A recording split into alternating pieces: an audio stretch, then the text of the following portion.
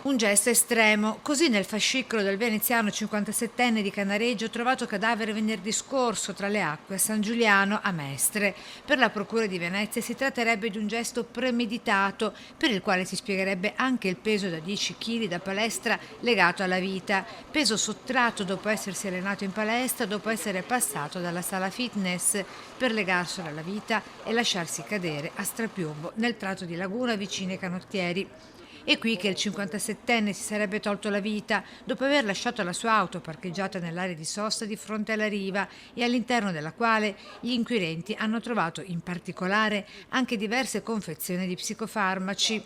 La polizia è riuscita a identificarlo grazie alla patente che si era portato con sé. Indagini ancora in corso e a conclusione delle quali la procura restituirà il corpo del 57enne alla famiglia. Il gesto estremo è maturato forse in una situazione di particolare disagio e fragilità dettata da una solitudine interiore che non sempre si riesce a intercettare, motivo per il quale ricordiamo il numero di telefono da contattare senza alcuna esitazione, specie da parte di chi, in cerca di aiuto, preferisce l'anonimato di una voce che può anche salvarti la vita. Meglio parlare e farsi ascoltare da chiunque chiamando il 112 o dal telefono amico dalle 10 alle 24 al numero 02 23 27 23 27 o tramite la web call all'indirizzo www.telefonamico.net.